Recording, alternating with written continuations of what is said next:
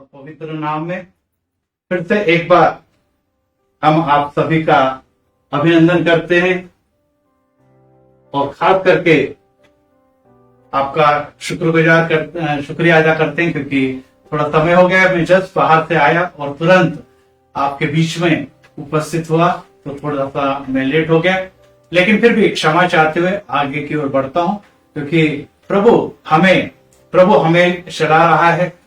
और आज का दिन एक विशेष दिन है, जिस दिन मुझे ग्लोरियस गॉस्पेल मिनिस्ट्री इन्होंने आमंत्रित किया है, और मैं फिर से सम्मानीय राठौड़ साहब जी का धन्यवाद अदा करता हूं, क्योंकि आज का ये अवसर जिसमें आज के दिन जब 3 जुलाई है, हम इंडियन क्रिश्चियन डे ये सेलिब्रेट कर रहे हैं, इसको मना रहे हैं, और भारतीय मसीही समाज के लिए ये दिन बहुत ही महत्वपूर्ण है, क्योंकि आज के दिन ईस्वी सन 52 में संत थोमा भारत में अपने पैर रखते हैं, कदम रखते हैं, और कदम रखने के पश्चात भारत देश में प्रभु यीशु की जो सेवकाई है उसका आरंभ होता है। और आज से लगभग 2000 सालों में प्रभु परमेश्वर ने इस देश पर बहुतायत प्रेम किया है। उसके योजनाओं में सिर्फ अमेरिका, यूरोप, ऑस्ट्रेलिया जैसे महाद्वीप नहीं, तो भारत देश का एक देश भी है जिस पर वो विपुलता से अनुग्रह करता है। और आज के दिन आज हम सब यहाँ पर एकत्रित हुए हैं, तो इस बात या इस दिन के बारे में हम गंभीरता से विचार करते हुए विशेष करके इस बात को जानने की कोशिश करेंगे कि मसीह समाज ये एक नम्र समाज है, कि प्रभु की नम्रता में, प्रभु यीशु मसीह की विनम्रता में निरंतर आगे बढ़ते हैं। और उनकी खासियत है, इसकी विशेषता है कि प्रभु यीशु में पाया हो जाने वाले ये गुण उन्होंने हमेशा से प्रदर्शित किया, प्रदर्शित करते आएंगे, क्योंकि हमारे मसीहत की पहचान है कि जो सलीब पर प्रभु यीशु मसीह ने जो विनम्रता प्रदान या सबको जाहिर की, वो विनम्रता हम लोगों तक पहुंचाए। और आज के दिन उसी विषय को लेकर मैं आपके बीच में उपस्थित हुआ है, और कुछ क्षणों में आप विशेष करके प्रभु के ब्लेसिंग से, स्वर्गीय आशीर्वाद से आशीर्वादित होने जा रहे हैं। और आज के लिए फिलिपियों उसका 2 अध्याय और 7 और 8 पद, फिलिपियों उसका 2 अध्याय और वचन 7 और 8 पर हम अपना लक्ष्य, अपना ध्यान केंद्रित करेंगे। और इसमें इस प्रकार से लिखा है, वरन अपने आप को ऐसा शून्य कर दिया, प्रभु यीशु ने वरन अपने आप को ऐसा शून्य किया और दास का स्वरूप धारण किया, और मनुष्य की समानता में हो गया, और मनुष्य के रूप में प्रकट होकर अपने आप को दीन किया, यहां तक आज्ञाकारी रहा कि मृत्यु, क्रूस की मृत्यु भी उसने सह ली, क्रूस की मृत्यु भी उसने सह ली, सलीब की मृत्यु भी उसने सहन की। और इसलिए आज विनम्रता इस विषय पर हम जाते समय इस फिलिपियों के 2 अध्याय के इन वचनों में से कुछ चुने हुए भाग पर कुछ क्षण और कुछ समय हम विचार करने जा रहे हैं। और इसमें जो पहला भाग है, और उसमें ऐसा लिखा है कि प्रभु ने, यीशु ने अपने आप को रिक्त किया, अपने आप को शून्य किया। इंग्लिश में इस प्रकार से कहा है कि जीसस एम्प्टेड हिमसेल्फ, उसने अपने आप को रिक्त किया है। और अगर उसने रिक्त किया है तो हमारे लिए क्या विशेष बात है, क्योंकि इन दिनों में सभी जगह पर विशेष करके हम लोग देख रहे हैं कि प्रसिद्धि पाना, या हम कहेंगे कि नाम और सभी प्रकार का लोकप्रियता के लिए और पॉपुलैरिटी के लिए लोग निरंतर आगे चलते हैं। उन्हें हर समय, विशेष करके जवान पीढ़ी को हमेशा किस प्रकार से अधिक सोशल मीडिया में प्रसिद्धि प्राप्त करें और अपना नाम या अपने कार्यों को अधिक से अधिक लोगों तक पहुंचाए, इस बारे में लालसा निर्माण हो गई। इसकी चाहत है कि अधिक से अधिक फेसबुक पे कहिए, इंस्टाग्राम पे कहिए, व्यूज हमें प्राप्त हो, जिससे कि मैं एक लोकप्रिय व्यक्ति बन जाऊं। यहां तक कि अब अनेक लोगों का व्यवसाय भी है। परंतु भाई और बहनों, हम इस समय ये जान लेंगे कि मनुष्य का स्वभाव यदि प्रसिद्धि की ओर जाता है, नाम और आदर और लोकप्रियता की ओर जाता है, लेकिन मसीह में चलने वाले लोगों के लिए खास करके मसीहत का कहना यह है कि उसमें मैं बढ़ूं और आप घटे, या दूसरी भाषा में हम घटना चाहिए और हमारा प्रभु यीशु ऊंचा जाना चाहिए। और इसीलिए हमें इन बातों को एक तरफ रखकर हमें अपना नाम नहीं तो प्रभु यीशु मसीह का नाम उज्जवल करने के लिए, रोशन करने के लिए और उसके गुणों को प्रदर्शित करने के लिए इस दुनिया में रखा गया है। और इसीलिए इस बात पर हम विचार करते समय आज विशेष करके देखेंगे कि आरंभ से मनुष्य की लालसा यही रही है कि मैं कितना अधिक प्रसिद्धि दुनिया में पाऊं। उस समय तो शायद मास मीडिया भी नहीं होगा, लेकिन फिर भी जब हम वचन में देखते हैं और उसमें हमें इस प्रकार से दिखता है कि एक गुम्मट है जिसे कहा गया बेबीलोन का गुम्मट, और उसके बारे में पवित्र शास्त्र उत्पत्ति की किताब में इस प्रकार से कहता है कि आओ हम एक नगर और एक गुम्मट बना ले जिसकी चोटी आकाश से बात करे। इस प्रकार से हम अपना नाम करें, ऐसा न हो कि हमको सारी पृथ्वी पर फैलना पड़े। हम अपना नाम रोशन करने के लिए ऐसा नगर बनाए और उसमें एक ऐसा टावर बनाए जो आकाश या विशेष करके बादलों को छुए, अर्थात उन्हें अधिक से अधिक ऊंचा ऊंचा ऊंचा जाने की लालसा उनके मन में निर्माण हो गई। और इस प्रकार की चाहत तब से अब तक लगातार बनी हुई है कि हम लोग अपना नाम रोशन करें। और पिछले दिनों में मैं दुबई में था और दुबई में भी एक जो प्रसिद्ध टावर है जिसके बारे में आप लोगों ने शायद निश्चित ही सुना होगा, बुर्ज खलीफा, जो विश्व के सभी लोग उस टावर पर को देखना या उस पर निश्चित ही उसका लाभ लेना पसंद करते हैं। और उस टावर पे लगभग 163 मंजिले, आगे हम कहते लगभग 200 मंजिले, और लगभग 1 मिनट में 50 मंजिल इस स्पीड से वहां की लिफ्ट चलती है, ऊंचाई पर पहुंच। दुबई जो बहुत ही छोटी, इससे हमें ऐसे बड़े बड़े टावर से बड़ी बड़ी इमारतें, लेकिन भारत प्रसिद्ध है मूर्तियों के लिए। भारत की कई मूर्तियां विश्व में अपने ऊंचाई के लिए या उसके बड़प्पन के लिए जानी जाती हैं। और इस प्रकार से मनुष्य की ये लालसा लिए कि कुछ ऐसा बनाए या कुछ ऐसा करे कि जिससे कम समय में हम लोग दुनिया में लोकप्रिय बन जाए। प्रभु यीशु मसीह निश्चित उस लोकप्रियता के खिलाफ नहीं, लेकिन ये बात हमें ध्यान में रखना चाहिए कि हमें इस दुनिया में प्रभु यीशु मसीह ने इसलिए रखा है कि हम अपने कार्यों के द्वारा, हम अपने जीवन के द्वारा दुनिया में प्रभु यीशु मसीह का नाम रोशन करें। और इसीलिए जब हम पवित्र शास्त्र में देखते हैं कि जब प्रभु यीशु मसीह भूतों के, अशुद्ध आत्माओं को लोगों के जीवन में से उस समय में 2000 वर्ष पहले निकाला करते थे, तब ऐसा अशुद्ध आत्माएं इस प्रकार से कर रही थी कि अशुद्ध आत्माएं भी तब उसे देखती थी और उसके आगे गिर पड़ती थी और चिल्लाकर कहती थी कि तू परमेश्वर का पुत्र है। तब उसने, मतलब प्रभु यीशु मसीह ने उन्हें चिताया कि मुझे प्रकट न करना। मरकुस रचित सुसमाचार इसका 3रा अध्याय वचन 11 और 12 में लिखा है कि अशुद्ध आत्माएं उसके चरणों में गिर पड़ती थी और चिल्लाकर कहती थी कि तू परमेश्वर का पुत्र है। लेकिन प्रभु यीशु मसीह को यह बात पसंद नहीं आई। देखिए, शैतान के द्वारा, भूतों के द्वारा इस प्रकार से प्रभु यीशु मसीह का वचन या सुसमाचार फैलाना, ये कभी भी प्रभु यीशु मसीह को पसंद नहीं आएगा। यहां तक कि भूत ही नहीं तो दूतों के द्वारा भी ये कार्य न किया।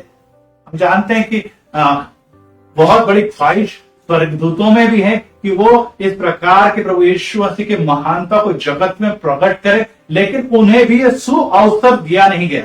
तो हमें मनुष्यों को यह अवसर प्रदान किया है और ये भूतों से और दूतों से छीनकर हमारे पास पहुंचा है, इसलिए कि हम जो प्रभु में चलते हैं, प्रभु में विश्वास रखते हैं, प्रभु के महानता का अनुभव लेते हैं, वो अनेक लोगों तक प्रभु यीशु मसीह के कार्यों को और जो उसने हमारे लिए बलिदान दिया और हमें महानता का जीवन और सार्वकालिक जीवन प्रदान किया, उसको घोषित करे, उसे विदित करे। और भारत देश में 2000 वर्ष पूर्व संत थोमा ने प्रवेश करते हुए इसके मार्ग इस राष्ट्र के लिए खोल दिए हैं।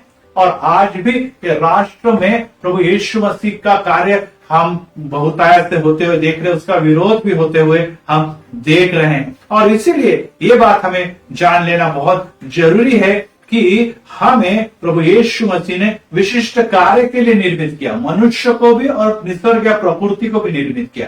प्रकृति तो अपना कार्य करती है, प्रकृति तो प्रभु यीशु की महिमा गाती है, परंतु मनुष्य जिसे प्रभु यीशु ने, परमेश्वर ने अपने स्वरूप में रचा है, वो अपने स्वरूप प्रभु यीशु मसीह के और खुदा के स्वरूप को नहीं तो अपने स्वरूप को दुनिया में प्रसारित करना चाहता है। उसकी महिमा सर्वत्र फैले, ये चाहत रखता है, ये लालसा रखता है, और ये प्रभु को न पसंद आने वाला कार्य है। और इसीलिए आज जब हम परमेश्वर के वचनों पर जब अभ्यास करते हैं और सीखते हैं, तब एक बात जान लीजिए कि हमें प्रभु यीशु ने अगर चुना है तो अपना नाम नहीं तो अपना नाम नहीं तो प्रभु यीशु मसीह का नाम रोशन करने के लिए। हम पिछले दिनों में मध्य प्रदेश के महू के मांडवगढ़ में पहुंचे थे, और मांडवगढ़ में एक प्रसिद्ध किला है, शायद आप लोगों ने रानी रूपमती इसका किले के बारे में सुना होगा। और एक वहां पर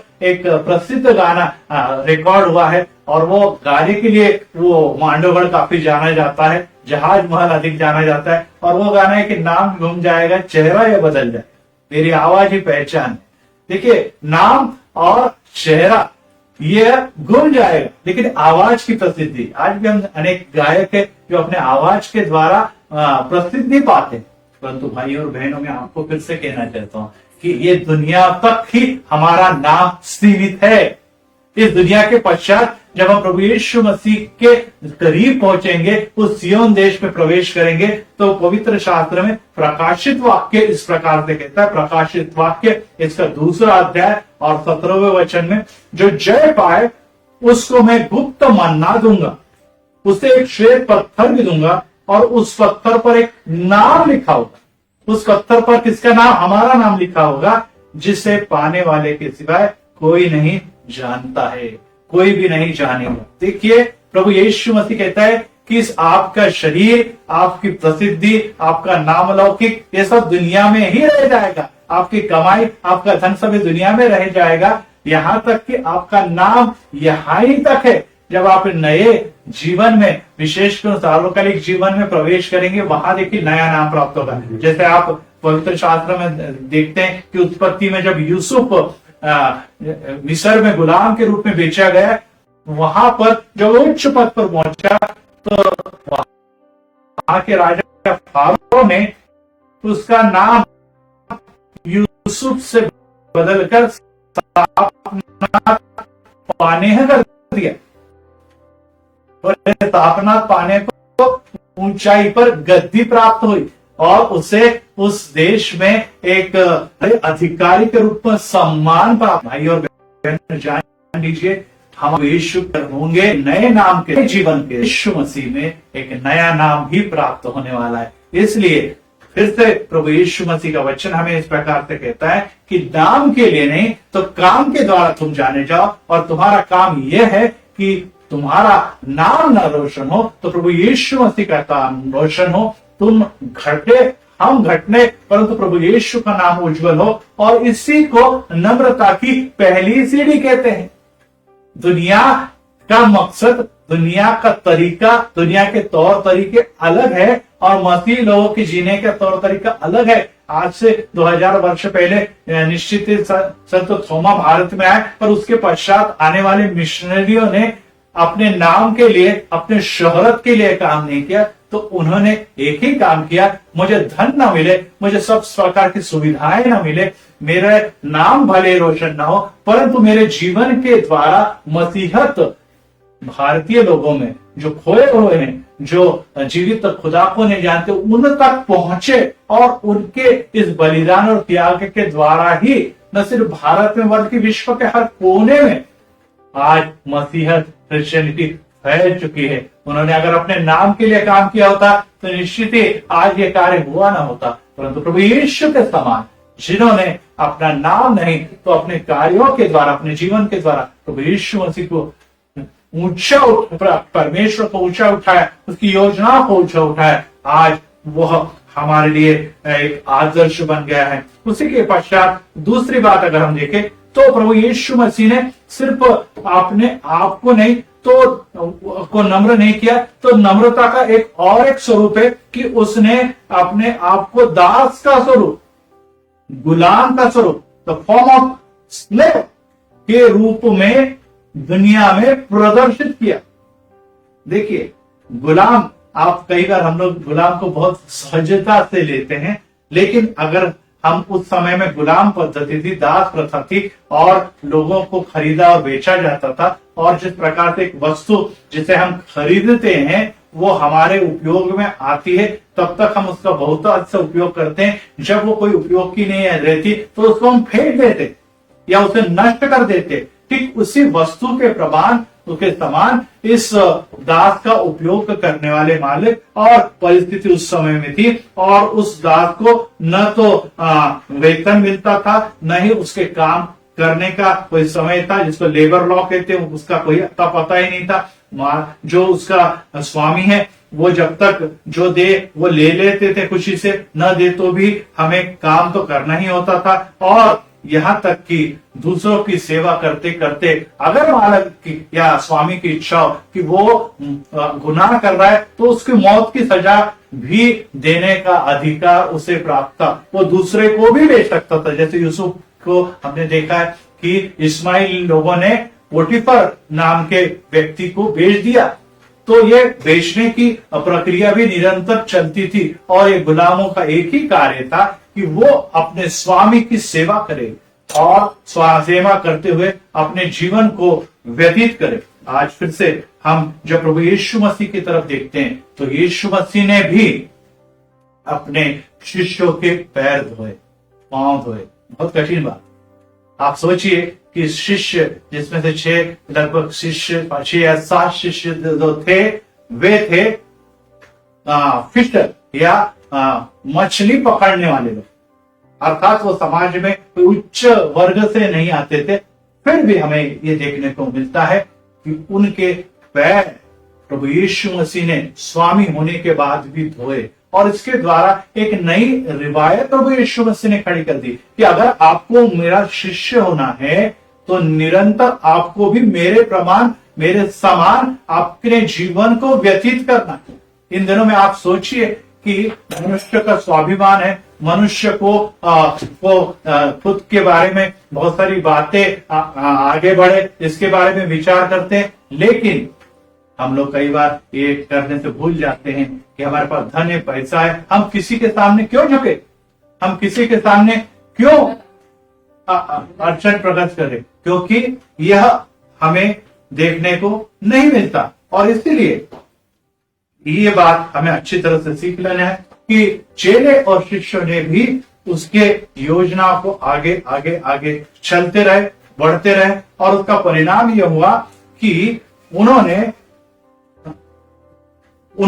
प्रभु यीशु मसीह की नम्रता को, जो दास स्वरूप थी, जो गुलाम या निश्चित ही नीचे का कार्य है, नम्रता का कार्य, उसको वो लेकर आगे चले हैं। और इब्रानियों की पत्री इसका 5वां अध्याय और 8वें वचन में इस प्रकार से कहा है कि पुत्र होने पर भी उसने दुख उठाकर आज्ञा मानी है।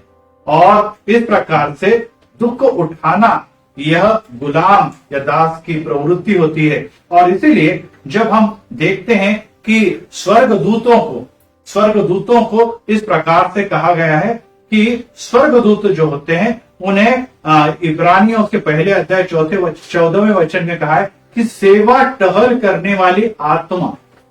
संत पौलुस इस प्रकार से कहते हैं कि स्वर्गदूत ये सेवा टहल करने वाली आत्मा। यस, आज भी हमारे चारों ओर प्रभु परमेश्वर ने स्वर्गदूत को नियुक्त किया है कि वो हमारे संरक्षण करे, हमें सुरक्षित रखे और परमेश्वर की योजना हमारे जीवन में पूरी होते समय हमें सर्व प्रकार की मदद करे, हर सर्व प्रकार की मदद करे। अर्थात देवदूत स्वर्गदूत जो परमेश्वर का मुख ताकते हैं, उनके लिए भी ये बात कही गई है कि वे भी सेवा टहल करने वाले। और इसीलिए अगर हम सेवा टहल करने वाले न हो, अगर सेवा टहल करने वाले न हो, तो ये बात हमने अच्छी तरह से सीख लेनी है, जान लेनी है कि प्रभु परमेश्वर जो हमसे प्रेम करता है, वो हमें उत्तम से उत्तम जीवन देना चाहता है और हमें उसके सहायता और उसकी मदद के लिए सदैव तैयार रहना चाहिए। ये बात हम झुटला नहीं सकते। तीसरी बात है, मनुष्य के समानता में वह बना रहना चाहता था। देखिए वचन में इस प्रकार से कहा है कि दास का स्वरूप धारण किया और मनुष्य के समानता का हो गया। तीसरा मुद्दा, पहले मुद्दे में कहा कि उसने अपने आप को शून्य कर दिया, अर्थात उसने अपने आप को खाली पद दे दिया। दूसरे में उन्होंने कहा कि प्रभु यीशु मसीह ने दास का स्वरूप धारण किया और उसकी भी अपेक्षा है कि छोटा बड़ा ये कभी भेदभाव न करे और हर बड़े व्यक्ति को अगर ऊंचा जाना है तो वह नम्रता के साथ अपने छोटों की सेवा करे, दीन दुबलों की सेवा करे। और यही मसीहत की पहचान प्रारंभ से बनी हुई है और आज भी यही कार्य किया जाता है। और साथ में तीसरी बात हम कहते हैं या जानते हैं कि मनुष्य के समानता में, देखिए प्रभु यीशु मसीह मनुष्य के समानता में बन गया। आप सभी लोग जानते हैं कि मनुष्य के समान उसने माता के गर्भ से जन्म लिया। मनुष्य जो उसके पिता थे, आपको अच्छी तरह से मालूम है कि वो बड़े थे, कारपेंटर थे, और कारपेंटर के समान उसने जीवन व्यतीत किया और उम्र के 12 से लेकर उम्र के 30 वर्ष तक लगभग 18 साल उसने इस बढ़ई के कार्य को करते हुए अपने पिता के पश्चात घर को मदद और सहायता भी की हुई है। और इससे हमें ये पता चलता है कि उसने मनुष्य की समानता हासिल की। लेकिन एक बात हम कई बार हम लोग भूल जाते हैं कि प्रभु परमेश्वर जो अखिल सृष्टि का निर्माण करता है, पृथ्वी तो उसमें एक छोटा सा भाग है, तारे सूर्य चंद्र और बड़े बड़े ग्रह के सामने पृथ्वी भी छोटा सा प्रकार है। और इन सब सृष्टि को निर्माण करने वाला रचयिता जब अपने आप को एक मनुष्य, एक स्त्री के गर्भ में एक छोटे से पिंड के रूप में लाता है, तो देखिए उसको कितनी बातें त्यागनी पड़ी होगी, कितनी बातें छोड़नी हुई होगी। और ये सब कार्य पवित्र आत्मा के द्वारा संभव हुआ कि वो पिंड स्वरूप में रहा, 9 महीने माता के गर्भ में बढ़ा और उसके पश्चात एक मनुष्य के पुत्र के रूप में वो जन्मा और जीवन भर उसने खुद को मनुष्य का पुत्र कहलाना ही योग्य समझा। कई बार उससे अनेक उपमाएं दी, लेकिन वो हमेशा कहता है कि मनुष्य का पुत्र हूं मैं।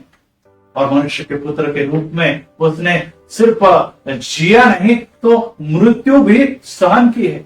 और ये भी बात हम कभी ना भूलना चाहिए। और इसीलिए इस बात में अगर हम फिर से फिलिपियों 2 अध्याय वचन 7 और 8 में देखें कि वरन उसने अपने आप को शून्य किया और दास का स्वरूप धारण किया और मनुष्य के समानता में हो गया और मनुष्य के रूप में अपने आप को उसने प्रकट भी कर दिया। देखिए पहले इसमें देखिए, पहले वो दास बना और फिर मनुष्य बना। इसमें क्रम देखिए, पहले वो दास बना और फिर मनुष्य बना। अगर भाई और बहनों हम मसीह हैं और हमें मनुष्य के रूप में कार्य करना है, तो हमें सर्वप्रथम अपने आप को दास बनाना हो। नम्रता, दास बनाने का अर्थ है नम्रता धारण करनी हो। और अगर हम नम्रता धारण करते हैं तो ही हम मसीह के रूप में एक मनुष्य का जीवन जी सकते हैं।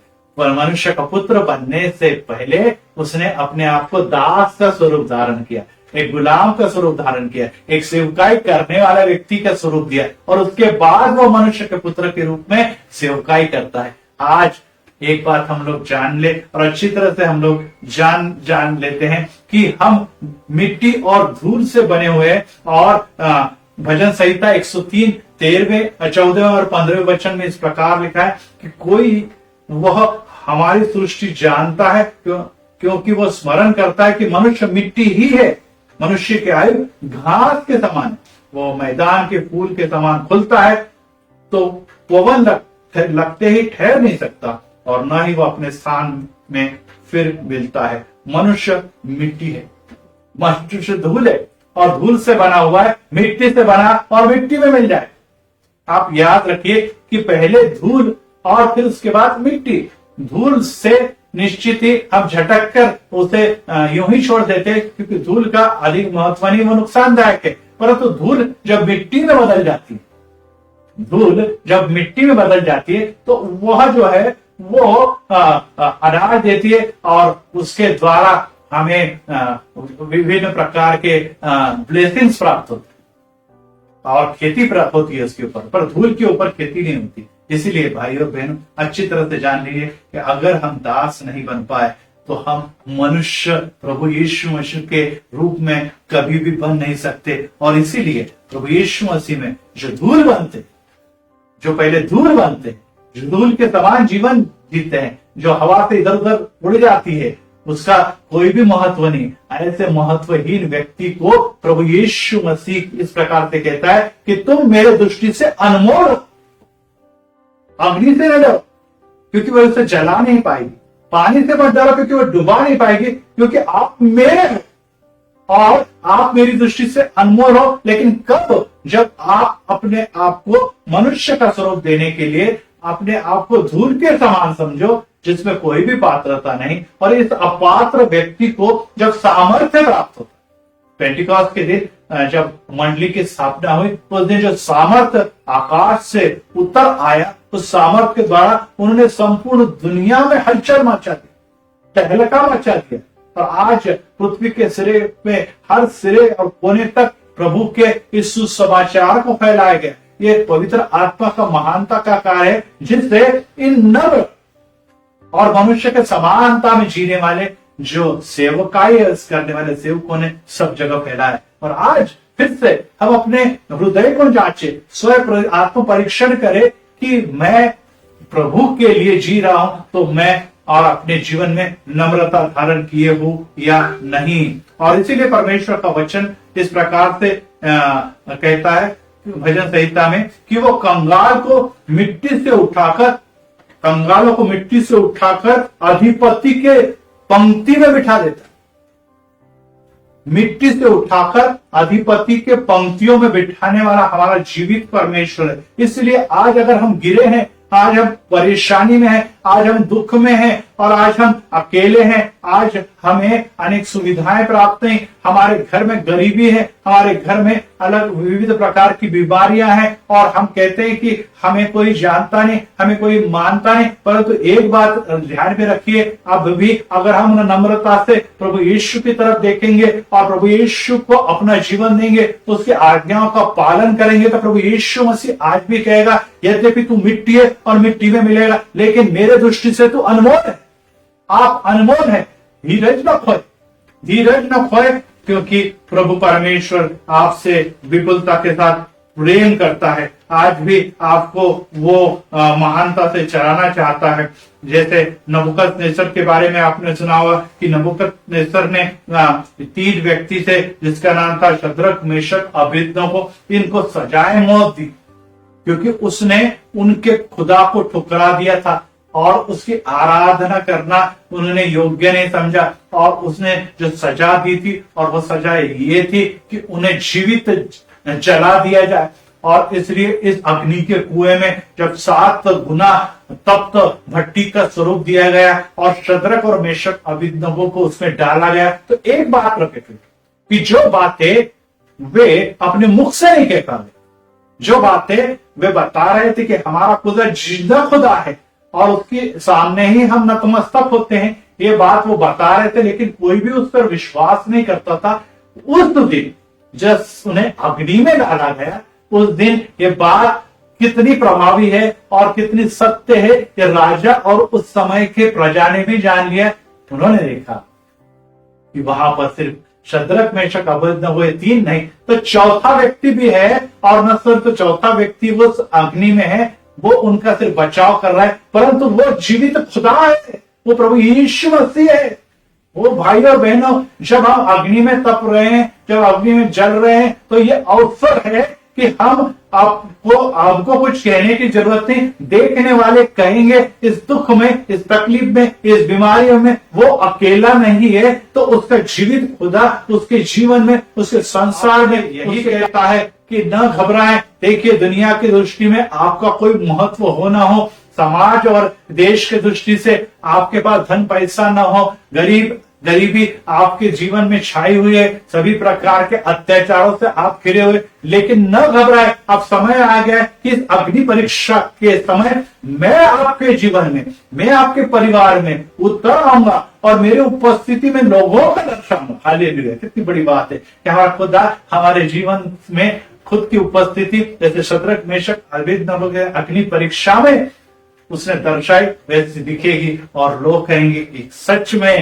में इनका खुदा जिंदा खुदा है। और इसीलिए ये बात हम जाने और उसमें निरंतर बने रहे कि हमारी नम्रता, हमारे प्रभु में चलने की इच्छा, हमारा समर्पित भाव प्रभु यीशु मसीह को इस दुनिया में उतार लाता है। और इसीलिए अगर मनुष्य धूल बनता है तो अवश्य वो धूल ही है, मिट्टी से बना है, मिट्टी में मिल जाएगा।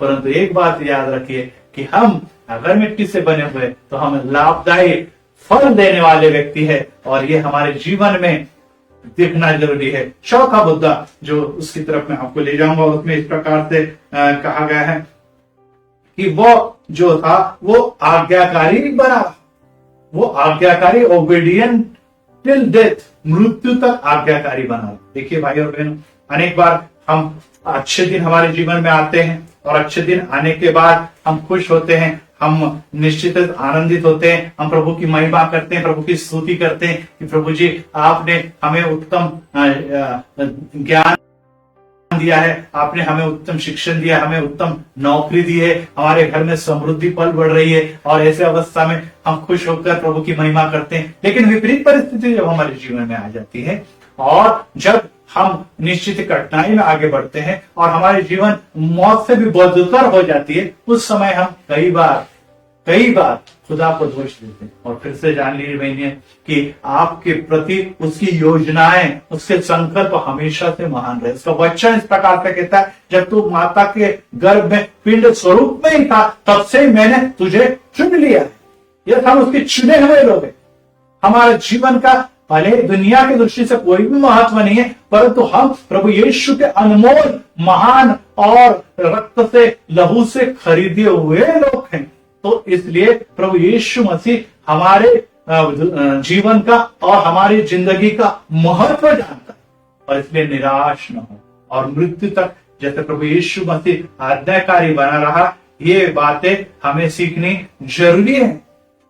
और इसीलिए आज्ञाकारी में जमीन आसमान का फर्क है, क्योंकि हम अगर अपने जीवन में परमेश्वर की आज्ञा मानते हैं और अगर आज्ञा हम उसके आज्ञाओं पे चलते, उसकी योजनाओं पे चलते हैं, तो प्रभु यीशु मसीह हमें क्या करता है, हमें महिमा देता है, हमें आदर देता है, हमारे सभी सवालों के जवाब हमें मिलते हैं। लेकिन प्रभु यीशु ने आज्ञाकारी की, यहां पर क्या लिखा है कि वो प्रभु यीशु मसीह अपने पिता के आज्ञा में बना।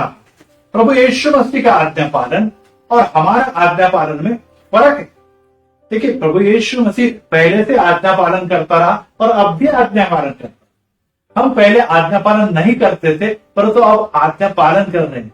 अब फर्क क्या है कि देखिए, प्रभु यीशु मसीह पहले जब आज्ञा पालन करता था उस समय वह स्वर्ग में था, और आज्ञा पालन में कौन कौन सी बातें थी कि पिता परमेश्वर से कहते थे कि तू इस सिंहासन पर बैठ, तो उसे सिंहासन पर गौरव स्वरूप में बैठना था। उसे स्वर्गदूत और प्रधान दूतों पर राज्य करने के लिए कहा था। तो यह आदर और सम्मान की ही बात थी। वो निश्चित ही विविध उस पृथ्वी के लोगों के लिए कार्य करता था, यह भी बड़े सम्मान की बात थी। लेकिन जब वो पृथ्वी पर आया, जब वो पृथ्वी पर प्रकट हुआ, तब उससे कष्ट और दुख सहन करते हुए आज्ञा पालन करना था। जैसे हमें जैसे हमारे बारे में अगर हम विचार करें तो हमें महिमा प्राप्त हो रही थी, हमें गौरव प्राप्त हो रहा था, तो उसका अपमान होगा। हमारा आदर जब किया जाता है तो प्रभु यीशु का अनादर किया जा रहा था। प्रभु यीशु, हम जो सुखी और अच्छा जीवन जी रहे, प्रभु यीशु मसीह एक दूर किया हुआ अनचाहा व्यक्ति जो परिवार के लिए भी अनचाहा था, समाज के धर्मी लोगों के लिए भी अनचाहा था, ऐसे जीवन जी रहा था। और इसके द्वारा उसने आज्ञाकारिता सीखी, उसने आज्ञाकारिता सीखी है। ये बात गलतियों उसके दूसरा अध्याय 20वें वचन में संत पौलुस इस प्रकार से कहते हैं कि मैं मसीह के साथ क्रूस पर चढ़ाया हूं, अब मैं जीवित न रहा पर मसीह मुझ में जीवित है, और मैं शरीर में अब तो जीवित हूं तो केवल विश्वास से जीवित हूं जो परमेश्वर के पुत्र पर है, जिसने मुझे प्रेम किया और मेरे लिए अपने आप को दे दिया, अपने आप को दे दिया। मैं अगर जीवित हूं तो मसीह के लिए जीवित हूं, और मेरा ये विश्वास है कि जिस प्रकार से परमेश्वर ने अपने पुत्र के द्वारा को अपने प्रेम के स्वरूप में दुनिया को दे दिया, वैसे मैं अपना जीवन पिता परमेश्वर और उसकी योजनाओं के लिए दे देता हूं। और भाई और बहनों, बहुत ही महत्वपूर्ण बात यह है कि हम लोगों ने पृथ्वी पर रहते हुए मृत्यु तक आज्ञाकारी बने रहना अत्यंत आवश्यक है, क्योंकि गुलाम का स्वरूप, रिक्त स्वरूप प्रभु यीशु मसीह के लिए फिलिपियों की पत्री में लिखा हुआ है 2 अध्याय में। तो इसी का मतलब है कि गुलाम के काम तो करता था, अपने स्वामी की सभी जिम्मेदारियां जो भी आज्ञा पालन तो वो करता था, लेकिन मन में वो कुड़कुड़ाता था, क्यों मेरे जीवन में ऐसा समय आ गया, क्यों मैं अन्य लोगों के जैसा स्वामी नहीं तो भी एक नॉर्मल जीवन नहीं जी पाया। और वो कुड़कुड़ाते हुए काम करता था, लेकिन बाह्य स्वरूप में वो निश्चित स्वामी के आज्ञाओं का पालन करता था। लेकिन हमें कुड़कुड़ा कर नहीं, हमें जबरदस्ती नहीं, हमें अनिच्छा से नहीं, तो हमें कार्य करना है, विशेष करके प्रभु यीशु की महिमा के लिए मृत्यु के अंतिम क्षण तक, जो अंत तक टिकेगा वही प्रभु यीशु के लिए जीवन प्राप्त करे, वही सार्वकालिक जीवन प्राप्त करेगा। इसलिए मृत्यु के अंतिम समय तक हमें प्रभु यीशु में जीना है। और यहाँ पर फिलिपियों के 3 अध्याय और 17वें-18वें वचन में लिखा है कि उन्हें पहचान रखो जो इस प्रकार से रीति से चलते हैं, जिसका उदाहरण तुम में से कुछ लोग हैं, क्योंकि वो बहुत से ऐसी चाल चलते हैं जिनके चर्चा से मैं तुमको बार बार कहता हूं, अब भी रो रो कर कहता हूं कि वे अपने चाल चलन से मसीह के क्रूस के बैरी है। आज हम अनेक लोगों को देखते हैं जो अपने शोहरत के लिए और जो अपने नाम के लिए, जो पैसे के लिए मिनिस्ट्री चला रहे हैं, सेवकाई में आए हैं और बहुत ही वे प्रसिद्ध हो गए, लेकिन कई बार उनके प्रसिद्धि के पीछे, उनके कार्यों के पीछे, उनके सेवकाओं के पीछे प्रभु की महिमा कम और खुद का भलाई, खुद का स्वार्थ छुपा होता है। और इसीलिए इन लोगों से आप हमें सब लोगों को निश्चित प्रभु अलर्ट देता है, इशारा देता है कि आप इन लोगों से सुरक्षित रहें, इन लोगों से दूर रहें, इन लोगों के आकर्षण से दूर बने रहें, इनके समान जीवन न व्यतीत करें, क्योंकि प्रभु यीशु मसीह कभी भी खुद के लिए नहीं तो निश्चित ही लोगों के लिए जिया। आज हमें लोगों के लिए अगर जीना है तो प्रभु यीशु मसीह के प्रकार, यीशु मसीह के जैसे खुद को नम्र करना आवश्यक। प्रभु यीशु मसीह ने कभी भी अपना महिमा नहीं किया, यहाँ तक कि भूतों ने और लोगों ने भी उसका नाम ऊंचा उठाया, तो उसको राजा बनाने की कोशिश की, लेकिन वो कहता है कि मैं दुनिया का राजा बनने के लिए नहीं आया हूं, मैं ऑलरेडी राजा हूं, परंतु मैं आप सबके लिए सूली पर अपने प्राण अर्पित करके आपको राजकुमार और राजकन्या बनाने के लिए आया। और उसके लिए मुझे अपराधी बनना होगा। जो अपराधी आप है, जो गुनाहगार आप है, जो अपने गुनाह और अपराधों के लिए आप उस नरकीय वातावरण जो प्रभु यीशु मसीह ने तैयार किया, जो कुंड परमेश्वर ने तैयार किया, उसके भागीदारी बनने जा रहे हो, उससे मुक्त होकर उस स्वर्गीय उच्च राज्य में मुझे बिठाना चाहता हूं। लेकिन उसके लिए मुझे अपराधियों के समान, दास के समान, गुलामों के समान उस सूली पर अपने प्राण अर्पण करने होंगे। आज भाई और बहनों, अपने आप से हमें पूछना है कि हम अपने प्रभु यीशु की महिमा के लिए कौन सी बात त्यागने के लिए तैयार है। क्यों हम लोग सभी पैसा, धन और प्रसिद्धि के पीछे भाग रहे हैं? क्या हम तैयार हैं कि ये सब बातें भी अगर निकल जाए तो भी मैं परमेश्वर की महिमा करता रहूंगा और जीवन के अंतिम क्षण तक महिमा करता रहूंगा? अगर आप इस प्रकार से कहते रहे तो निश्चित ही प्रभु परमेश्वर आपको ऊंचाई तक पहुंचाएगा। और उसका वचन इस प्रकार से कहता है कि इस बात का तुम स्मरण करो कि तेरा परमेश्वर यहोवा 40 वर्षों में तुझे जंगल के मार्ग में से इसलिए लेकर आया है कि वह तुझे नम्र बनाए और तेरी परीक्षा करके वह जान ले कि तेरे जीवन में आज्ञा पालन है या नहीं।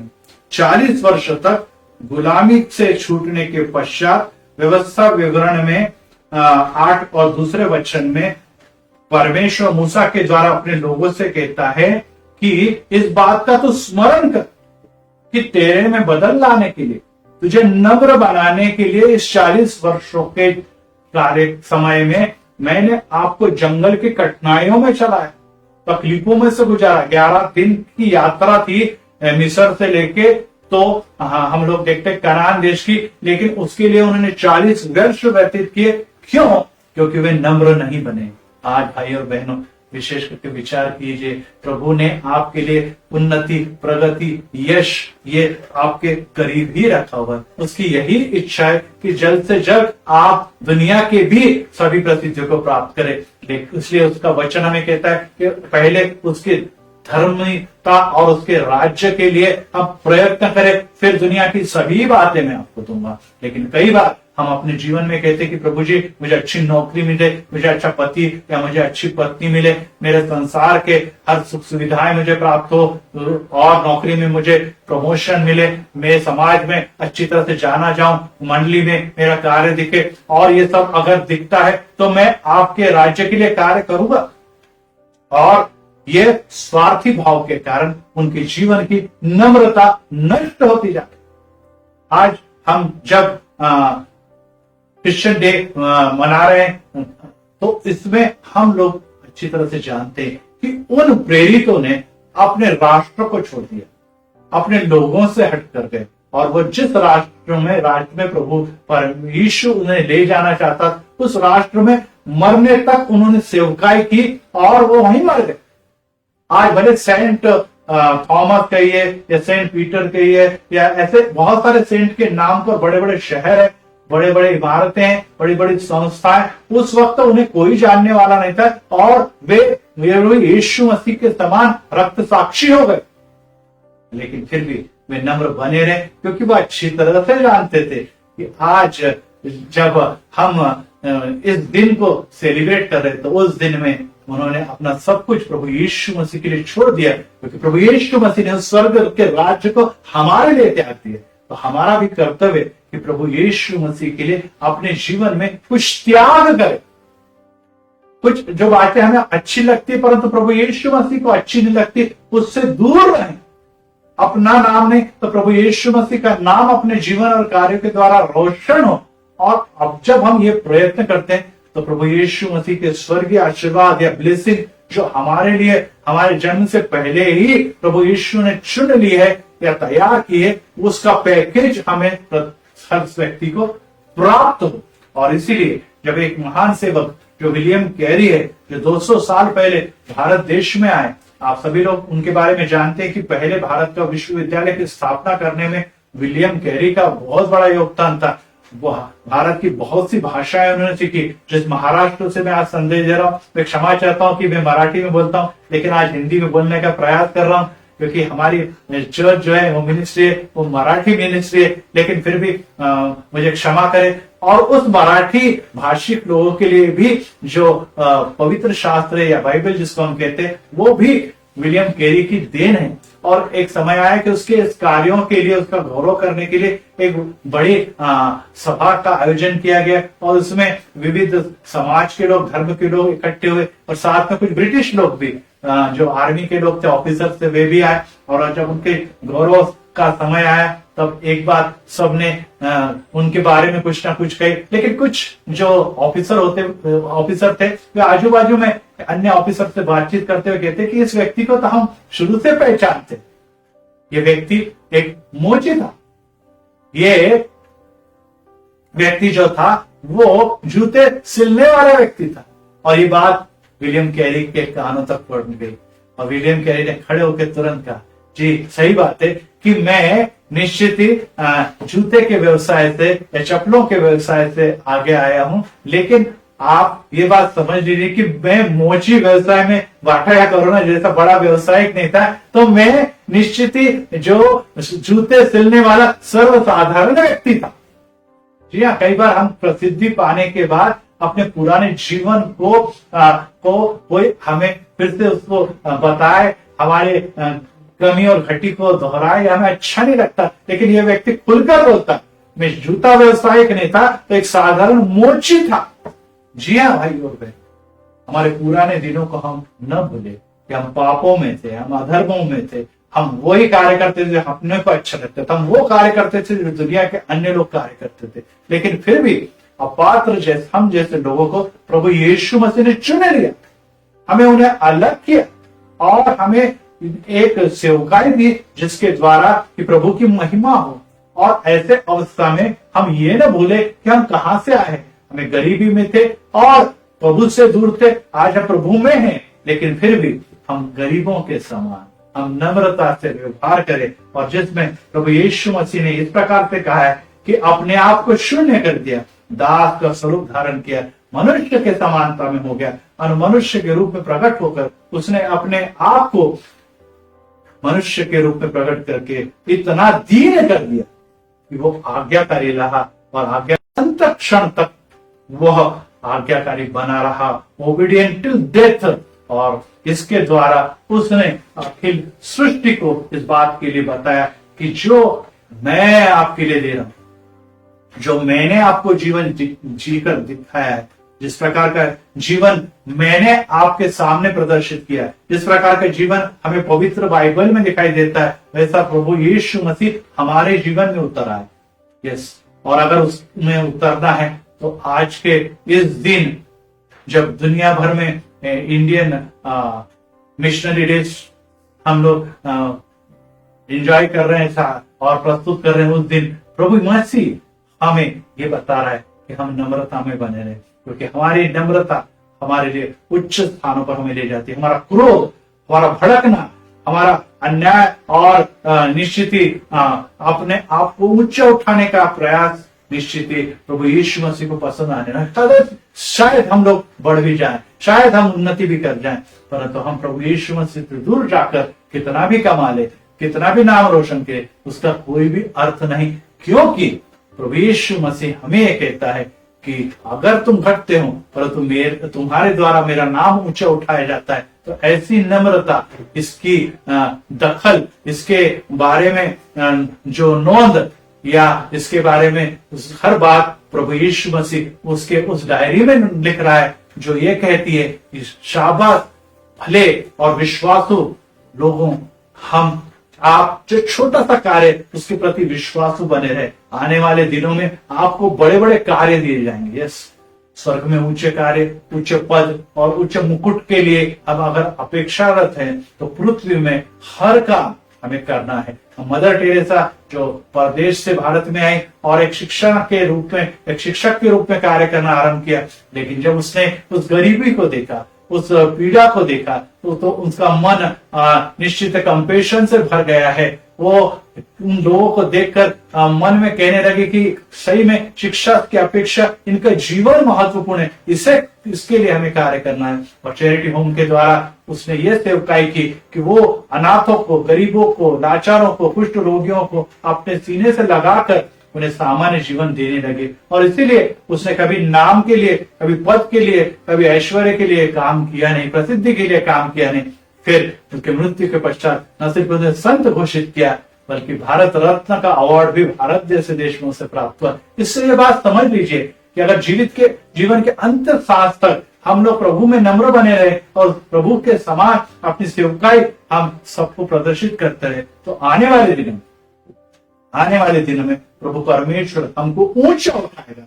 दुनिया में भले ही हमारा नाम ना हो, लेकिन हमारा नाम उस किताब में लिखा जाएगा जो प्रभु यीशु मसीह हमारे लिख रहा है। हमारे कार्यों के द्वारा अन्य लोग मसीह को पहचानेंगे और हमारे कार्यों से प्रेरणा लेकर वो मसीह के पीछे चलेंगे। और ऐसा प्रेरणास्पद जीवन देने के लिए आज प्रभु ने हमें ये सुंदर दिवस दिया है और इस सुंदर दिन में हम प्रभु की महिमा करें, इसकी स्तुति करें कि प्रभु हमें एक भारतीय मसीह होने के कारण प्रभु यीशु आपकी सेवकाई करेंगे, क्योंकि यहाँ पर हमें बहुत बड़ा अवसर प्राप्त हुआ है। यहाँ पर गरीबों के बीच, अन्यायी लोगों के बीच में, समाज के बीच में हम जीते समय अगर नम्रता से जीते हैं तो हमारे जीवन के द्वारा न सिर्फ मसीह ऊंचा उठाया जाता है, प्रभु की महिमा होती है। आइए हम प्रार्थना में जाए। प्रभु जी हम धन्यवाद देते हैं, आपकी स्तुति करते हैं, क्योंकि फिर से प्रभु यीशु मसीह के पवित्र और महान नाम में आपने हमें यहाँ पर इकट्ठा किया है। आज जब 3 जुलाई है और भारतीय मसीह दिवस के रूप में आज